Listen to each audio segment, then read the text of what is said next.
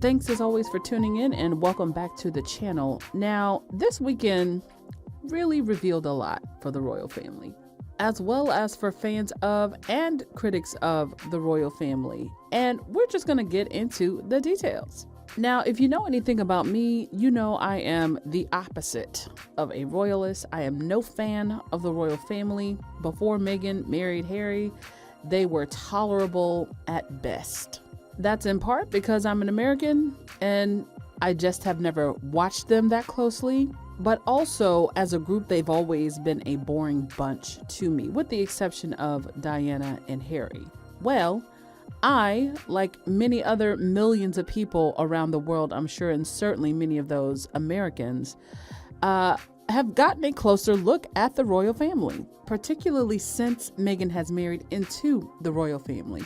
And it must be said, the closer we look, the less we like. And that's unfortunate.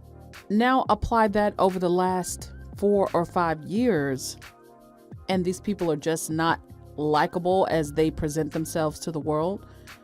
It's not a good recipe. And well, it appears that those chickens at Archie and Lily's Chick Inn have come home to roost. Just this past weekend, Prince William, the Duke of Cambridge, was booed quite loudly by large sections of the crowd at the Wembley FA Cup Final. And the jeering apparently started when William, who is the president of the Football Association, was introduced. Even before they finished saying his name, you could hear the boos. The FA presentation party is led by the President of the Football Association, His Royal Highness the Duke of Cambridge, followed by the FA's chair, Debbie Hewitt. And I just got to say, it couldn't happen to a better guy. It couldn't happen to a more deserving person. I love that for him. And I want to give a personal shout out to the Liverpool fans. Seriously, like, way to let the country know how you feel. Kudos to you. Because the game, as well as that part before the game, was apparently broadcast on BBC television for the entire nation. Now, not only did Prince William get his share of boos, and I mean for the entirety of the time that he was shaking the hands of the footballers, the crowd also booed "God Save the Queen" quite loudly.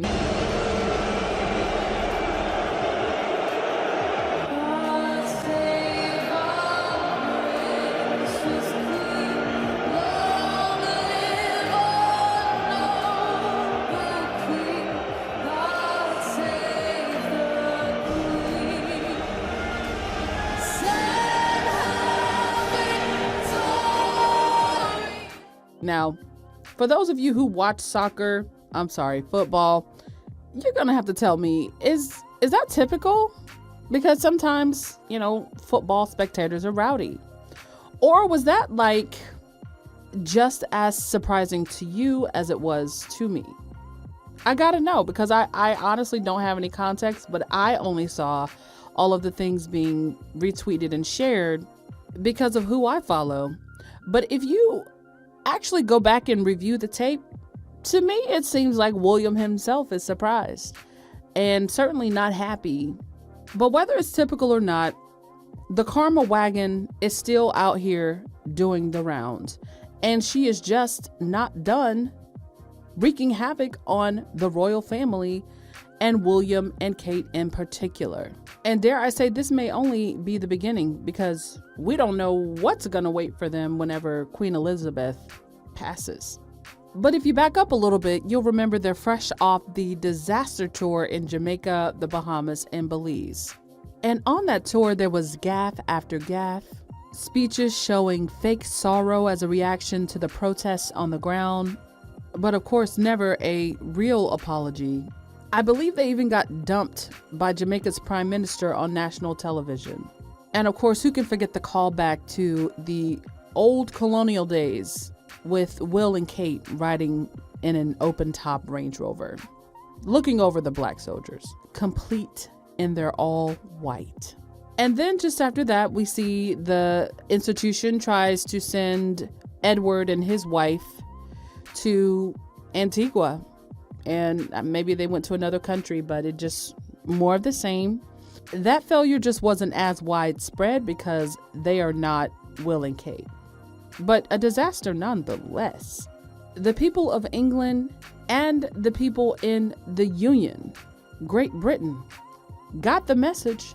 And not only that, but I believe other Commonwealth countries on the continent of Africa. Let's start with Kenya, who recently wrote a letter addressed to Prince William. And this letter was from more than 100,000 Kenyans seeking an apology and reparations from Britain for human rights abuses and land theft. So baby, the dominoes are falling all across the Commonwealth. Well, now, right in your own backyard, you step out in front of thousands of people and they show you, your fellow Englishmen and women, that they're not happy to see you. They can do without you. Who are these people? Just regular, everyday English people, right? But we live in a time where people are increasingly having a hard time just getting by. Inflation is so out of control. Gas is going up everywhere. Shelves in grocery stores are empty and people are increasingly have to source pantries just to feed their families. And you, this guy that takes helicopters everywhere he needs to go, that goes on vacation 3 or 4 times a year, you want love from me?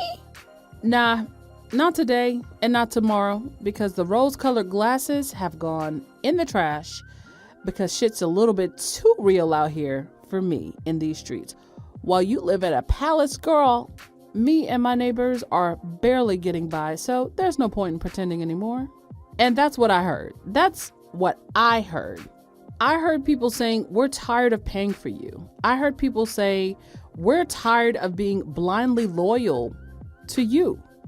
We're tired of pretending that the institution is needed for our benefit or even our identity, because it's not. And on national TV broadcast to the rest of the country, as well as the Union or anyone else who chose to watch the final, they made their voices heard. And now that the entire Union can see unequivocally what thousands of people will do, and I know they're football fans, but it is evident that the temperature is not what it used to be, and people are tolerating much less BS from these people. And as someone who has paid very close attention to the dirt that they've done to Harry and Meghan in particular, I say it serves them right. You know, because the royal family should be very, very afraid. And this is something that I have been talking about, people in the squad have been talking about really for years, especially when it was made clear by Harry and Meghan that they were not going to be in the royal family full time or even part time, right? Because remember, the royal family rejected that.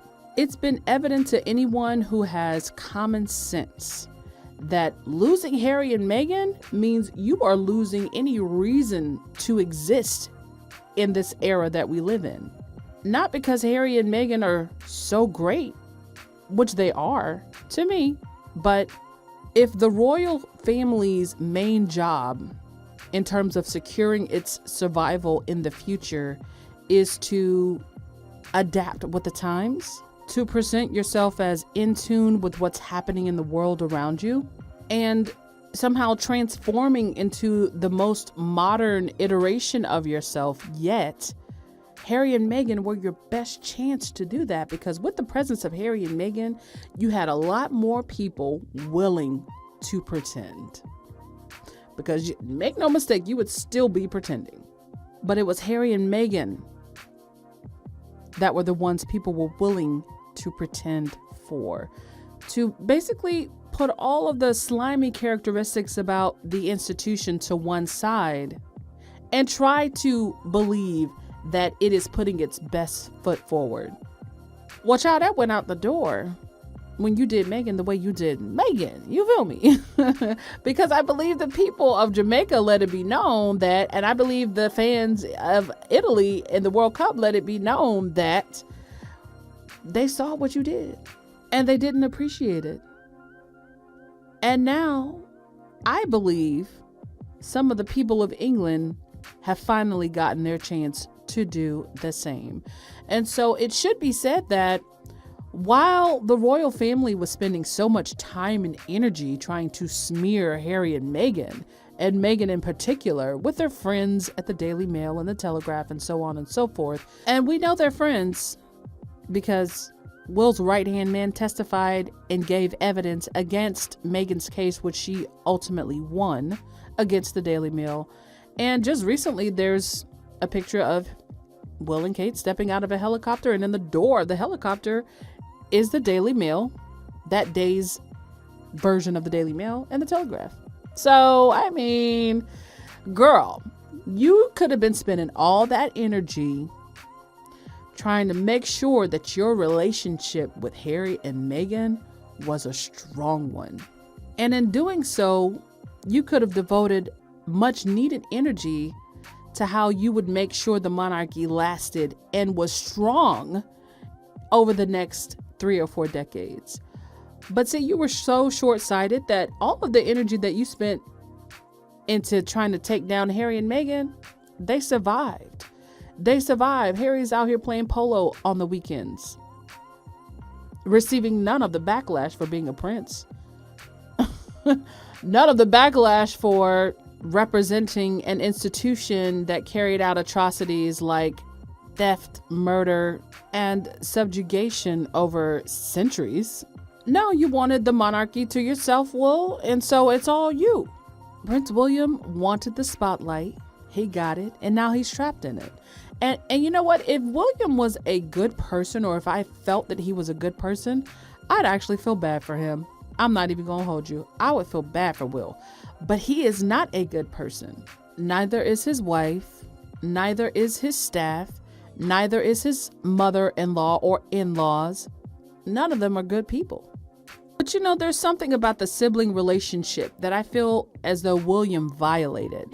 When you have a brother or you have a sister, when they're being attacked and targeted, you're supposed to stand in. It doesn't matter whether you're the younger sibling or the older sibling. You're supposed to stand in and say, I'm here with you. I got you. Your battle is my battle. We are brothers. We are sisters. We came up in the world together. We went through tragedy together. And if you look back over their life, Harry never broke that code.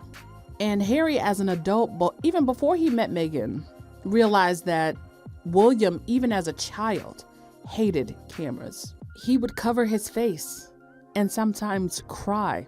Harry didn't like him much either, but Harry tapped into a different emotion, which was anger. And that was for how they were harassing his mom in particular. But as a bachelor, Harry would speak up for William. He would speak up for Kate like it was nothing to him.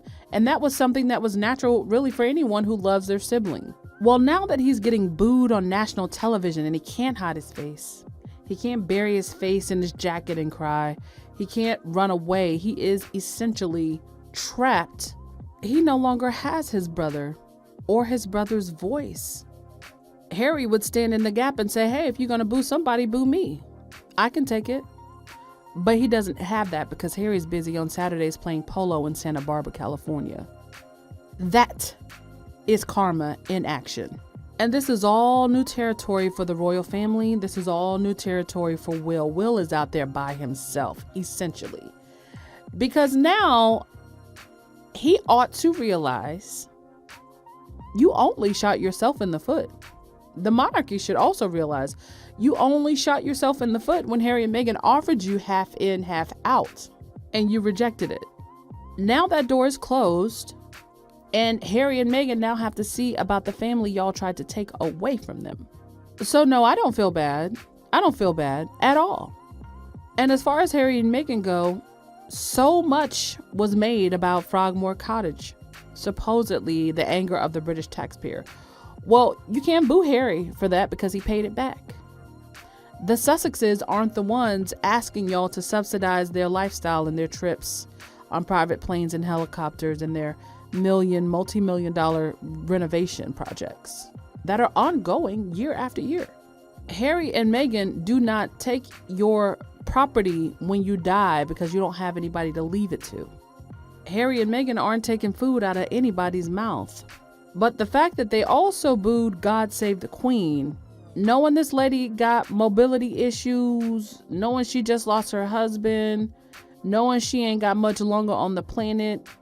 And I feel like the boos were louder in that song than they were introducing Prince William. The girls ought to be concerned, because what the Liverpool crowd is saying is, don't save her. She don't want to be saved. Don't save us. She don't want to be saved. They gives no fucks. It is no longer God Save the Queen. It is, when am I going to get my banking holiday? That's literally all I see on Twitter. So it's concerning if you are a member of the royal family, because this is new territory. You know, Diana was someone that people also pretended for, but then things got really real when the royal family did what the royal family does after that woman died. People were closer than probably they ever were to storming the quote unquote gates, storming the gates. But this is a little bit different, because what's different now, which was not the case in the 90s, is people are out. It's real dystopian out here in these streets, man. A lot of people just can't afford to feed their families. So how are you going to expect me to cheer you when you're driving around in a gas guzzling Land Rover everywhere you go, you and your whole team? How, when I can barely even afford bus fare? Yet the little bit I have, part of it still goes to subsidize your lavish lifestyle, whether it's you, your daddy, or your grandma. And I feel like Harry and Meghan, regardless of what they went through, I feel like a part of them also read the tea leaves, because they don't have to experience any of that criticism that the royal family is getting, because they are what? Ding, ding, ding, ding, ding, private citizens.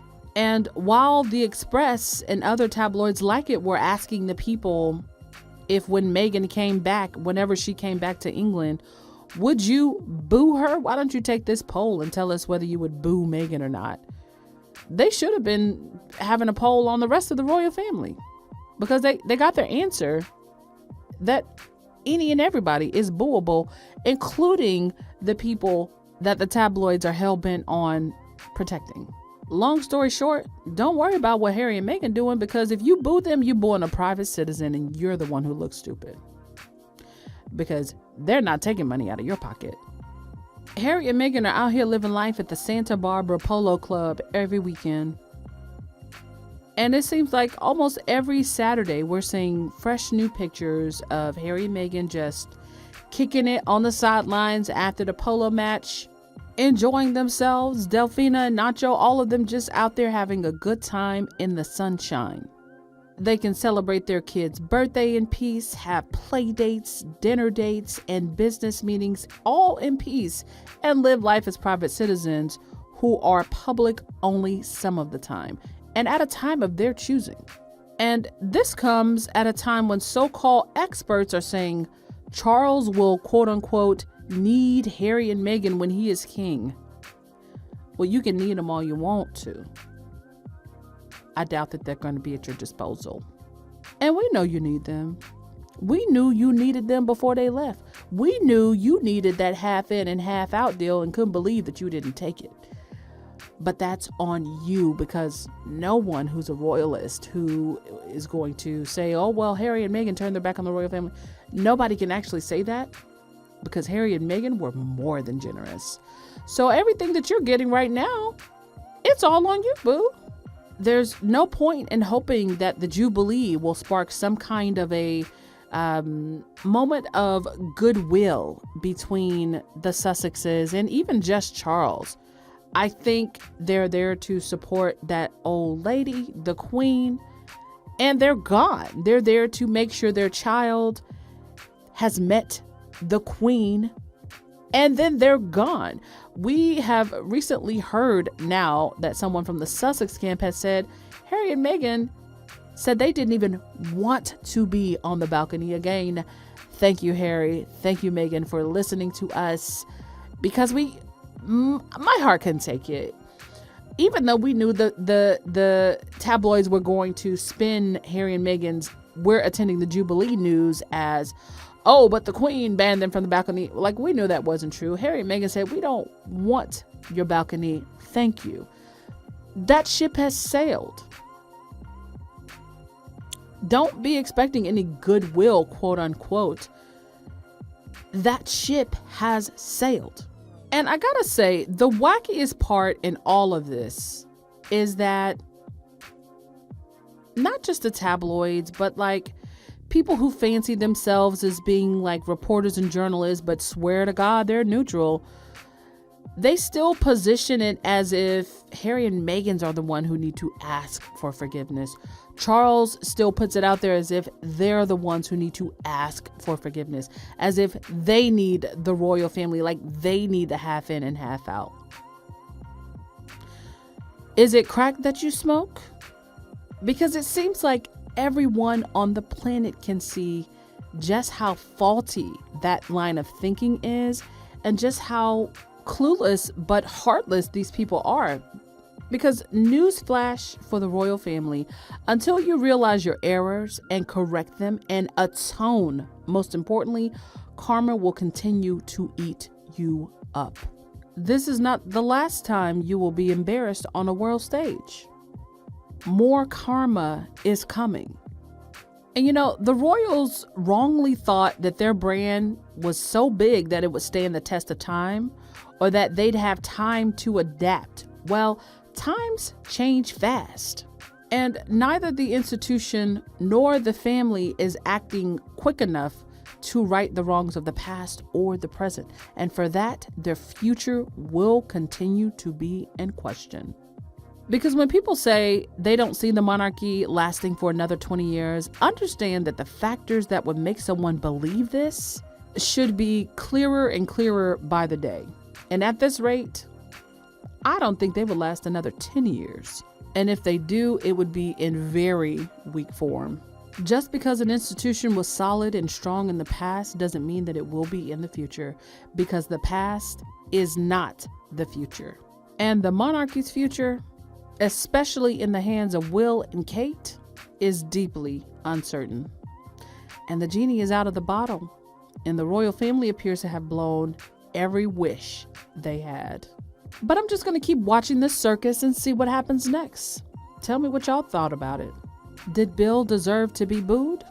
Y'all already know what I think about it, but maybe you can show me a new perspective. I'll try to stay open-minded about it.